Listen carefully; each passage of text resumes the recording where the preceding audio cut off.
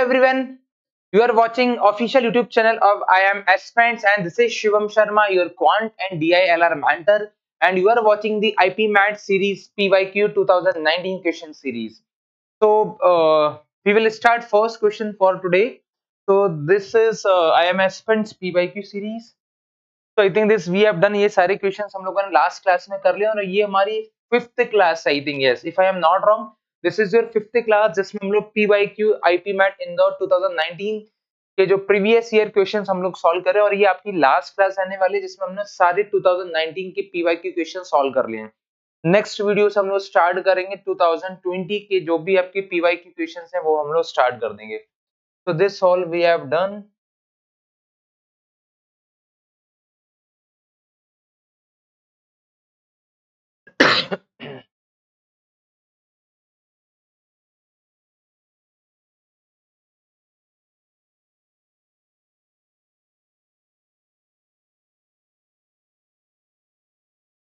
Yes.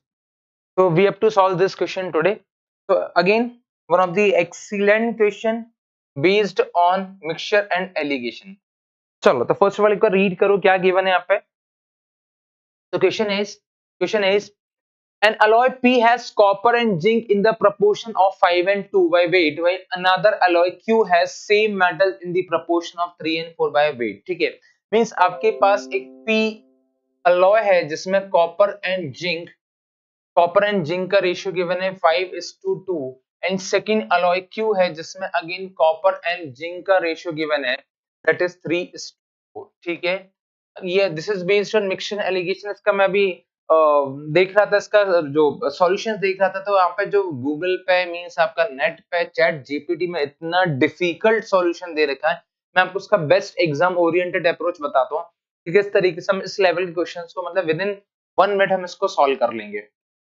So next is क्या दे रखा है if these two alloy are mixed in the proportion of A and B. These two alloys are mixed in the proportion of A:B. Let's say इसको A:B में मिलाना है, mix करना है to form a new alloy R. और एक new alloy R हमें बनाना है A:B में मिक्स करके एक न्यू alloy R फॉर्म्ड करना है which has equal content of copper and zinc. मतलब इसमें जो कॉपर एंड जिंक रहने वाला है वो सेम रेशियो में रहने वाला है. ठीक है, आपको ये फर्स्ट पार्ट क्वेश्चन का ये है. Then the proportion of copper and zinc in the alloy S. फिर आपको alloy S का फाइंड आउट करना है कि LS में कॉपर एंड जिंक क्या होगा formed by mixing the two alloys P and Q. तो इसमें आपको P and Q मिक्स करना है बट कितने रेशियो मिक्स करना है in the proportion of B:A. मतलब यहाँ पे जो A:B आएगा उस प्रपोर्शन में आपको मिक्स करना है P and Q को और एक न्यू alloy S बनाना है, उसमें कॉपर एंड जिंक का रेशियो क्या होगा. Again wonderful question, important type है, इंपॉर्टेंट वैरायटी है, बट मैं आपको बताता हूँ कि हम लोग कैसे इसको एग्जाम ओरिएंटेड अप्रोच से सॉल्व करेंगे.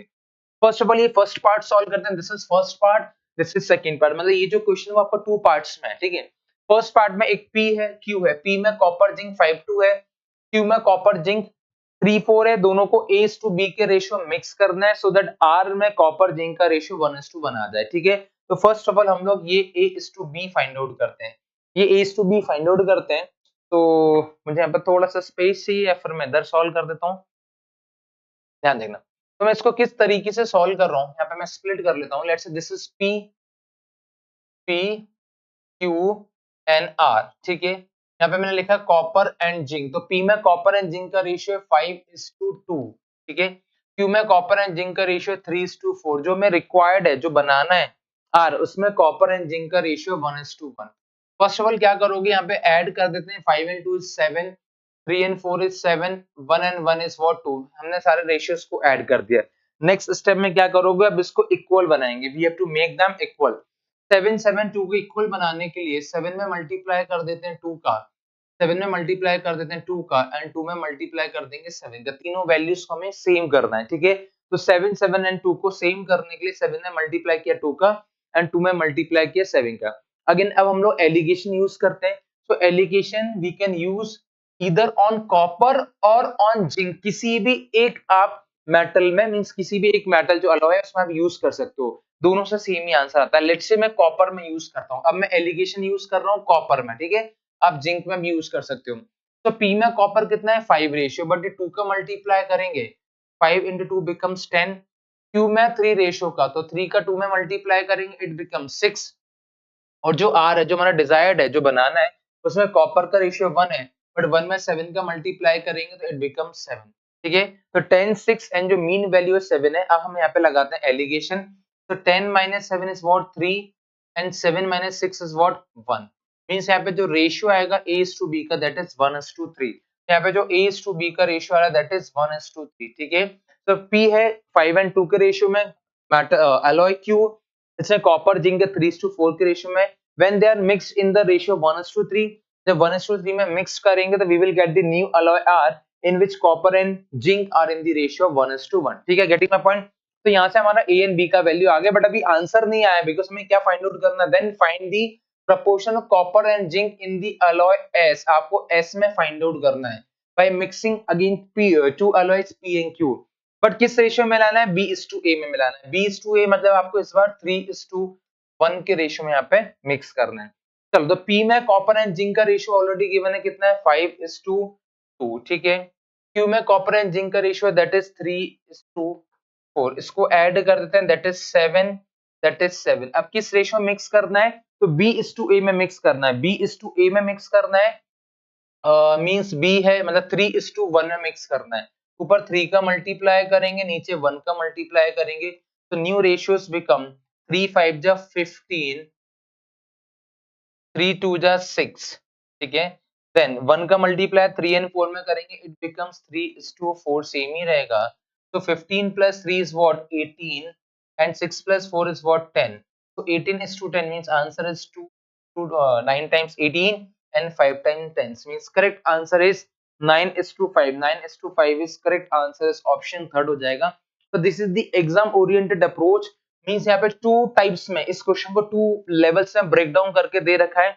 Again one of the wonderful question based on mixture and allegation, और ये मैंने आपको शॉर्ट ट्रिक बताया है, बिकॉज अगेन आप इस क्वेश्चन का सॉल्यूशंस देखना जो बहुत सारे चैनल्स ने दे रखा है, या फिर आपको नेट पे मिल जाएगा, गूगल पे मिल जाएगा, चैट जीपीटी मिल जाएगा, बट आप देखना कि वहां पे काफी लेंदी मेथड दे रखा है, तो उसको मैंने एकदम एग्जाम ओरिएंटेड अप्रोच में सिखाया, ठीक है। अब ये डिटेल में आपको जानना है तो आप जो मेरे बेसिक्स जो वीडियोस हैं जिसमें मैं टॉपिक वाइज कर रहा हूं, वहां से आप इसको गो थ्रू करके ये कॉन्सेप्ट समझ सकते हैं, ठीक है। चलो, मूविंग फॉरवर्ड नेक्स्ट क्वेश्चन की बात करते हैं। So next question is based on this is DI, ठीक है, because generally IPMAT student का कंसर्न होता है कि sir DILR IPMAT Indore में नहीं आता है, बट एग्जांपल आपके सामने मैं हमेशा बोलता हूं कि डीआईएलआर का आपको एक सेट मिलेगा। ऑफिशियली यहाँ पे मना कर रखा है कि क्वांटी आता है, बट क्वांट में वो डीआईएलआर का एक सेट देता है, and this is based on this is DI set जो आपका 2019 में पूछा गया है। चलो एक बार डील करते हैं, एक बार समझते हैं क्या दे रखा है।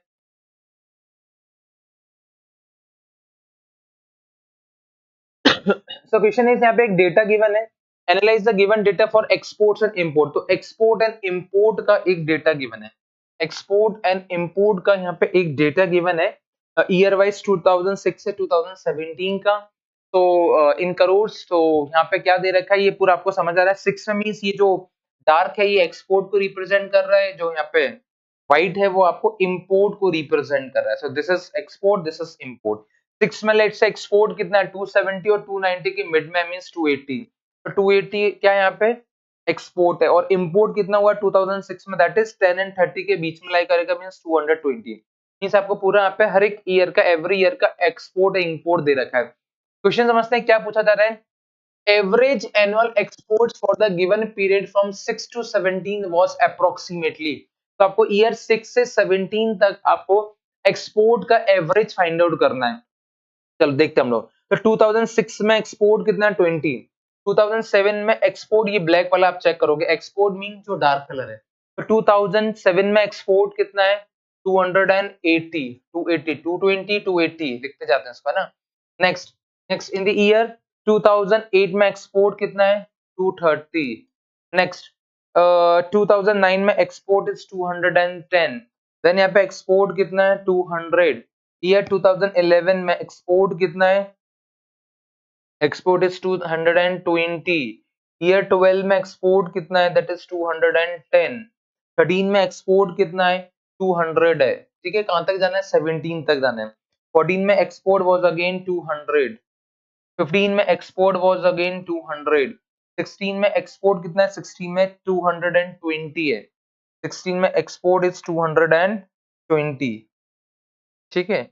सिक्स में एक्सपोर्ट 280 लेना है, सिक्स में एक्सपोर्ट कितना 280 है, ये इम्पोर्ट है, तो सिक्स में 280 है। देन 2006 में एक्सपोर्ट, आपको ब्लैक कलर जो ब्लैक कॉलम है वो आपको चेक करना है, तो 2016 में एक्सपोर्ट कितना है, दैट इज 220, एंड लास्ट 2017 में एक्सपोर्ट इज 200। तो ये आपको सारी वैल्यूज ऐड करके एवरेज फाइंड आउट करना है, मीन 6 से 17 कितना ईयर हो गया, 1 2 3 4 5 6 7 8 9 10 11 12 12 से डिवाइड करना है, you will get the answer, approximately answer बताना है, no need to find the exact answer.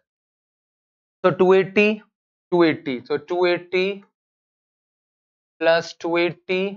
Next is 230, 230. Next is 210, 210. Next is 200. Next is 220, then 210, 220, then 210. 210 के बाद 200, 200, 200 and 200, मतलब डायरेक्टली मैं लिख देता हूँ उसको, 200, 400, 600, 800 and 800 and 200 is what, 1020। तो डायरेक्टली मैंने कर दिया। नंबर ऑफ ईयर्स कितना है, तो नंबर ऑफ ईयर्स इज 12, ये आप सॉल्व कर लो, you will get the answer. चलो एक बार देख लेते हैं। तो 200, 200, 400, 600, 800, 1000, 1200, 1400, तो 1400 प्लस 1000 मींस अप्रोक्सीमेटली ये कितना हो गया, 2400, प्लस जो एक्स्ट्रा पार्ट है 80, 80 is 160, 30 190, 10 200, 220, 230 and 20 means 250, means 200 2400 plus 250 is what, 262650, and when 2650 divided by 12, so one time 2 times is 24, again 2 times is 24, means approximately the answer will be 220। so 220 crores means the correct answer is option B हो जाएगा। so the correct answer is option B। I think clear है सभी को। तो mainly आपको क्या करना था, ये चार्ट को देख के, मींस जो आपका डीआई बेस्ड है, बार ग्राफ बेस्ड डीआई है, तो आपको फाइंड आउट करना था एक्सपोर्ट कितना है एवरी ईयर, उसको एड ऑन करके टोटल नंबर ऑफ जो ईयर्स है मींस 12 ईयर से डिवाइड करना है, because we need to find the average, ठीक है। बट अप्रोक्सीमेटली फाइंड आउट करना है, means again exact value find out नहीं करना। So the correct answer is 220, means correct is option second. चलो नेक्स्ट। तो next question is again based on DI, because अगर DI आता है या एलआर का सेट आता है तो you will get around 4 to 5 questions. तो यहाँ पे 4 से 5 क्वेश्चन देखने को मिलेंगे।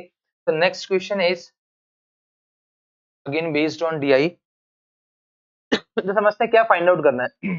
The percentage decline in export during the period 6-11 is more than the percentage decline in export during 12 and 17 by approximately। तो percentage decline in export during the period 6 से 11, तो 6 में कितना है एक्सपोर्ट में है ना, हाँ 6 में एक्सपोर्ट कितना है, एक्सपोर्ट मींस ब्लैक, तो 6 में एक्सपोर्ट है अगेन 280, एंड 11 में एक्सपोर्ट कितना है, 11 में एक्सपोर्ट है 220। तो डिक्लाइन कितना हुआ 280 से 220, 280 से 220, तो डिक्लाइन कितना होगा, because percentage decline find out करना है। 280 से 220 मींस 60 डिक्रीज होता है upon a base value is 280 into 100, तो 2 से 3 टाइम्स, दिस इज 14 टाइम्स, तो आंसर इज अराउंड 300 बाय 14। तो सॉल्व कर लेते हैं, 2 से 7 times, this is 50, means 150 upon 7, तो 150 अपॉन 7 इज व्हाट, 7 2 जा 14, 7 1 जा 7 मींस 21, और 7 4 जा 20 मींस अराउंड 21.4 आएगा, यहाँ से 21.4 आएगा। अब यहाँ पे चेक कर लेते हैं नेक्स्ट 12 टू 17, ये हमने डेटा लिया है 6 2006 टू 2011 का डेटा। नेक्स्ट आपको फाइंड आउट करना है percentage decline in export during year 12 to 17।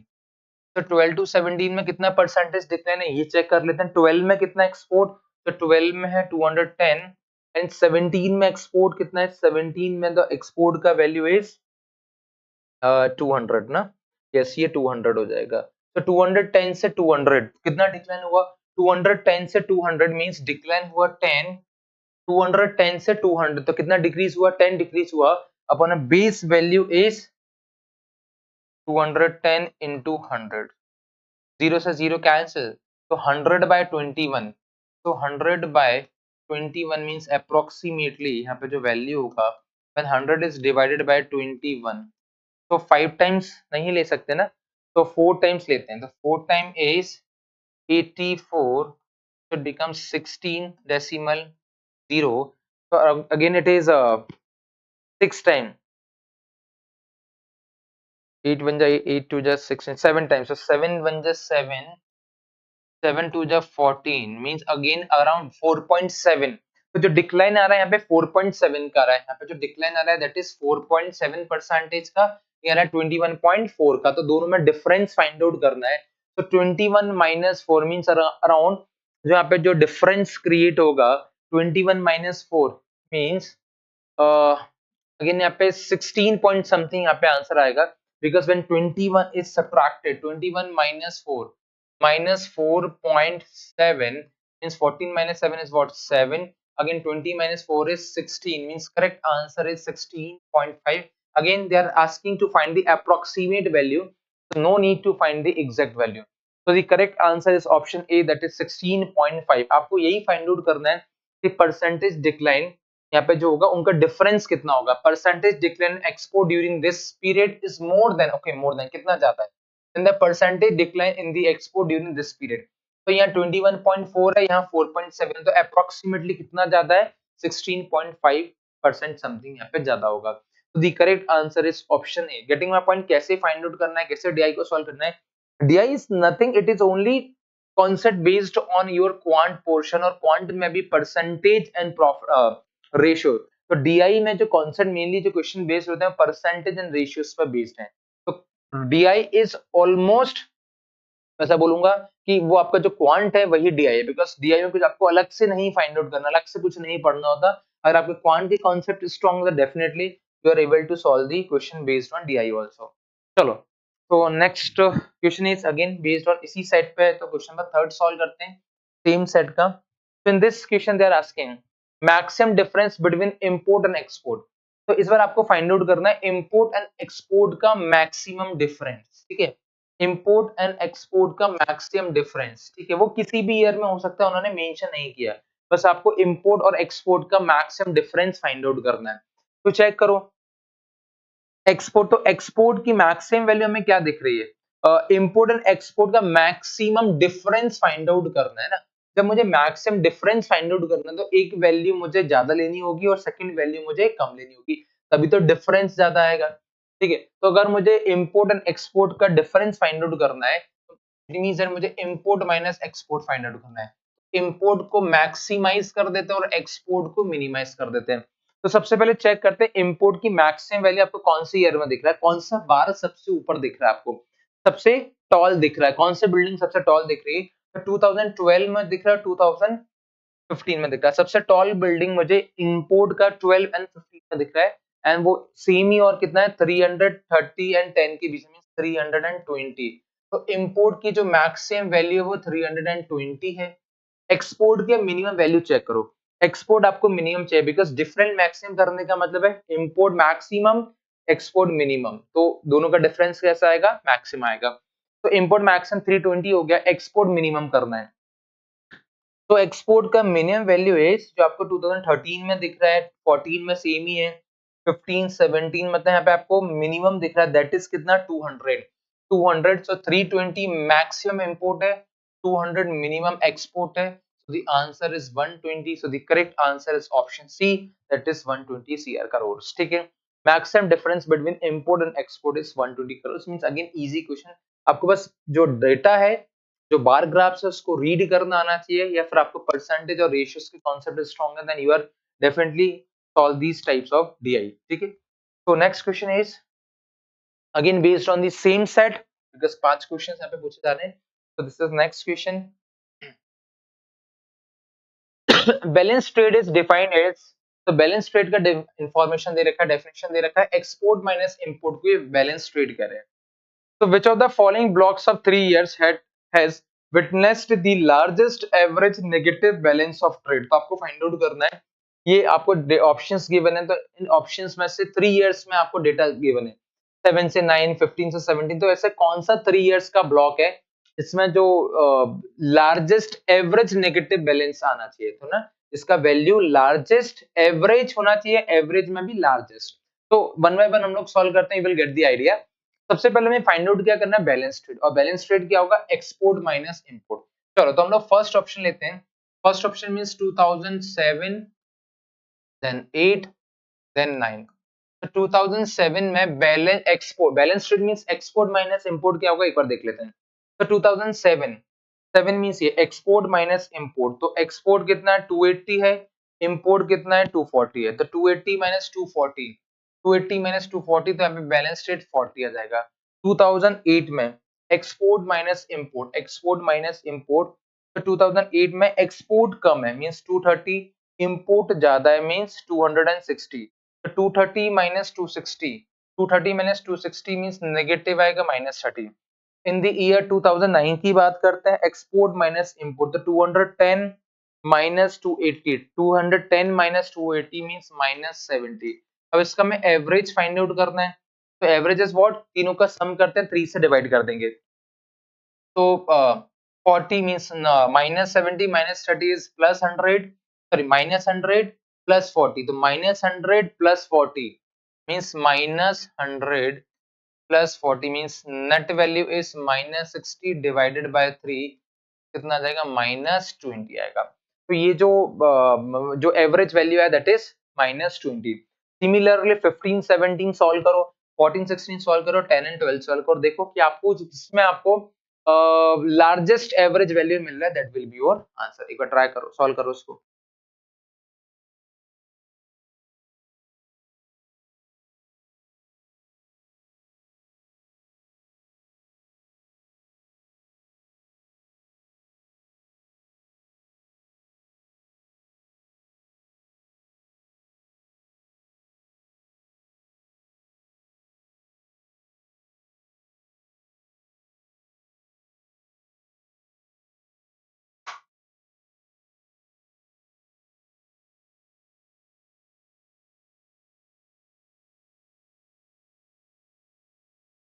तो नेक्स्ट इज 15 टू 17 वाला पार्ट सॉल्व करते हैं। तो 15 टू 17, 15 टू 17 में देख लेते हैं क्या मिल रहा है आपको। तो 15 टू 17 यहाँ रखता हूँ, यहाँ से मिल रहा था -20, तो फर्स्ट पार्ट में मिल रहा है -20। अब नेक्स्ट मैं सॉल्व कर रहा हूँ 15 टू 17, 2015 टू 2017। तो 15 में कितना मिलेगा, एक्सपोर्ट माइनस इंपोर्ट, तो 15 में एक्सपोर्ट माइनस इंपोर्ट, तो export is what 200 and import is what 310, so 200 export minus import, so 310, so 200 minus 310 is -110। in the year 2016 तो बैलेंस ट्रेड का वैल्यू क्या आएगा, एक्सपोर्ट माइनस इंपोर्ट, तो 220 ये वैल्यू कितना हो जाएगा, 220 माइनस 250, 220 माइनस 250 मींस -30।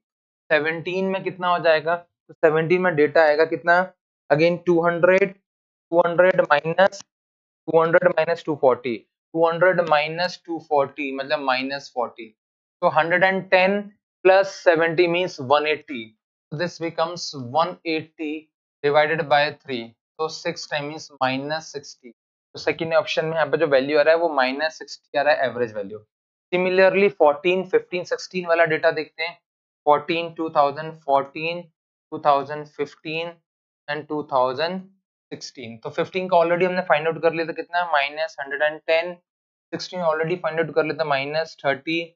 एक बार 14 देख लेते हैं, तो 14 में कितना आएगा, 14 में है 200 माइनस 320, 200 माइनस 320 मतलब -120, तो इट बिकम्स एवरेज वैल्यू कितना हो जाएगा, 230 एंड 30 मींस 260, 230 एंड 30 मींस 260, तो -260 डिवाइडेड बाय 3, तो 3 8 जा 24, 3 6 जा 18 मींस अराउंड -86, तो यहाँ पे जो वैल्यू आएगा वो 86 आएगा, -86, ठीक है। लास्ट ऑप्शन इज 10 टू 12, तो लास्ट इज 10 टू 12, 2010, 2011 and 2012, तो 2010 में जो वैल्यू आ रहा है क्या, बैलेंस ट्रेड, तो 10 में चेक कर लेते हैं। 200 आएगा एक्सपोर्ट और इंपोर्ट कितना आएगा 290, मींस माइनस 90 आएगा, माइनस 90, माइनस 90। सिमिलरली 2011, तो 2011 में कितना आ जाएगा, 11 में वैल्यू एक्सपोर्ट का 220 माइनस 290 मतलब minus 70, this is minus 70। And last is 2012, तो 2012 इज व्हाट, 12 का ये रहा डेटा, मींस यहाँ पे कितना है 210 माइनस 320, 210 210 माइनस 320, तो 210 माइनस 320 मीन्स 110 हो जाएगा, 110, तो यहाँ से मिल रहा है 110, ठीक है। तो टोटल वैल्यू कितना आ रहा है 270, 270 आ रहा है, 110 plus 200, 270 divided by 3 means almost 3 9 जा 27, ऑलमोस्ट यहाँ पे 90 वैल्यू आ रहा है। 2010 में कितना आ रहा है, एक बार चेक कर लेते हैं। 10 में कितना है 200 माइनस 310, 200 माइनस 310 मींस 200 माइनस 310, 110 आएगा, 110, 110 आएगा, यहाँ पे 110 आ रहा है। तो जो वैल्यू आ रहा है यहाँ पे 110 आ रहा है, तो इट बिकम्स 110 मींस 220 एंड 7 290, तो 290 मींस ऑलमोस्ट यहाँ पे जो वैल्यू आएगा 2 9 27 एंड 96 समथिंग आएगा, मतलब 96 आ रहा है। तो 10 से 12 में जो आपके पास डेटा आ रहा है वो 96 आ रहा है। तो आपसे यही पूछा जा रहा है which of the following blocks of 3 year has the largest average negative balance, तो लार्जेस्ट एवरेज नेगेटिव बैलेंस हमें कहां देखने को मिल रहा है, माइनस 96 इज द लार्जेस्ट, तो the correct answer is 2010 to 2012 हो जाएगा, जो आपका ऑप्शन फोर्थ है, बिकॉज माइनस में लार्जेस्ट वैल्यू पूछा जा रहा है, लार्जेस्ट एवरेज नेगेटिव बैलेंस, तो largest average negative balance is minus 96 and the correct answer is option fourth. Clear हुआ सभी को, मींस अगेन ये जो डेटा जो सेट है डिफिकल्ट नहीं है, बस थोड़ा सा कैलकुलेटिव है, ये वाला पार्ट आपको सॉल्व करना पड़ेगा। Next is, so last question based on this DI, हम लोग पूरा डीआई कंप्लीट कर लेते हैं, एक बार आप लोग भी ट्राई करो क्या फाइंड आउट करना है इसमें। The percentage increase in import over the previous year is maximum during, तो percentage increase in import over the previous year मतलब 9 से 10 में परसेंटेज इंक्रीज कितना हो जाएगा, किसका, इंपोर्ट का। तो 9 में इंपोर्ट कितना है, 9 में इंपोर्ट है कितना 280, 9 में इंपोर्ट है 280, 10 में इंपोर्ट कितना है, तो 2010 में इंपोर्ट है कितना 310, से 280 से 310 कितना इंक्रीज हुआ, 30 इंक्रीज हुआ, upon a base value is 280 and into 100 आएगा, तो इसको सॉल्व कर लेते हैं। तो दिस बिकम्स कैंसिल एंड 14 हो जाएगा, दिस इज 50, ये 25 हो जाएगा, ये 7 हो जाएगा, तो 25 into 3 is what 75, 75 by 7 around ये 10 पॉइंट समथिंग आएगा, 10 पॉइंट समथिंग, देख लेते हैं क्या आएगा, यहाँ पे 10 पॉइंट समथिंग आ रहा है, 75 by 7 is what 10 point something, ठीक है। तो मैक्सिमम परसेंटेज इंक्रीज बताना है, तो 10 टू 11 चेक करते हैं, 10 में कितना है, 10 में परसेंटेज इंक्रीज इन इंपोर्ट, तो 10 में इंपोर्ट कितना है, 10 में इंपोर्ट है 310, तो 10 में इंपोर्ट है 310 और 11 में इंपोर्ट कितना है, 11 में इंपोर्ट इज 290, 11 है 290 है, मतलब इधर डिक्रीज हो रहा है, आपको फाइंड आउट करना है percentage increase in import over the previous year, ये तो डिक्रीज हो रहा है, तो सेकंड ऑप्शन तो वैसे भी एलिमिनेट कर दो, बिकॉज हमें तो इंक्रीज बताना है और 10 टू 11 में ये डिक्रीज हो रहा है, तो ये तो आंसर हो ही नहीं सकता। नेक्स्ट 13 टू 14, 13 में कितना इंपोर्ट है आपका 300, 300 एंड 14 में कितना इंपोर्ट, 14 में इंपोर्ट इज 320, 320 मींस यहाँ पे कितना इंक्रीज हो रहा है 20 अपॉन 300 इंटू 100, तो 20 by 3, 20 by 3 is what 6.66% something, ठीक है। तो 6.66 समथिंग हो जाएगा। लास्ट इज 8 टू 9, तो 8 टू 9, 8 में इंपोर्ट और 9 में इंपोर्ट, तो 8 में इंपोर्ट कितना है 260, 260 और 9 में 2009 में इंपोर्ट कितना है, 2009 में इज 280, तो 2009 में इज 280, सो अगेन 20 का इंक्रीमेंट है एंड 20 का इंक्रीमेंट इज बेस्ड ऑन 260, तो इनटू 100, तो क्या आएगा इनटू 100, एक बार सॉल्व कर लेते हैं, 0 से 0 cancel, this is 1 time, this is 13 times, तो 100 बाय 13, ठीक है। तो when 100 is divided by 13, so this is almost 8 point, because 13 into 8, 8 threes are 20 means again 7 times something आएगा, 7 threes are 21 means 7 point something आ रहा है, 7 point something है, it means that आपसे बोला जा रहा है maximum the percentage increase in input over the previous year is maximum during. तो फर्स्ट ऑप्शन मिल रहा है 10 पॉइंट समथिंग, यहाँ पे मिल रहा है आपको सेकंड ऑप्शन तो वैसे भी एलिमिनेट ही कर दिया, थर्ड ऑप्शन में 6.66 समथिंग और लास्ट ऑप्शन में 7 पॉइंट समथिंग। तो मैक्सिमम वैल्यू कहाँ मिल रहा है 10 point something. So the correct answer is option A that is 2009 to 2010। Clear हुआ सभी को? So again we have done the 2019 based PYQ questions. So this is based on the year 2019 and we have done. So this is the, I think this is fifth or fourth or fifth class for the this series. So we have done the complete questions of IP MET Indore based on the year 2019. So definitely from the next class हम लोग start कर देंगे 2020 question और इस in this manner हम लोग सारे जो PYQ सीरीज हमारे IIM एस्पिरेंट्स के ऑफिशियल चैनल पे यूट्यूब चैनल पे हम लोग कंप्लीट कर लेंगे और साइमल्टेनियसली हम लोग LR, DILR एंड जो कैट के PYQ हैं वो भी हम लोग स्टार्ट करेंगे। तो फर्स्ट ऑफ ऑल एक बार अगर सारे कॉन्सेप्ट सारे क्वेश्चंस अगर क्लियर हो रहे हैं समझ में आ रहे हैं तो मैं आपको बोलता हूँ कि सबसे पहले एक वीडियो को लाइक कर दो प्लीज एंड चैनल को सब्सक्राइब कर दो अगर फर्स्ट टाइम चैनल पे आ रहे हो एंड अपने फ्रेंड्स के साथ अपने सर्कल में भी शेयर भी कर दो। चलो मिलते हैं नेक्स्ट क्लास में। Thank you.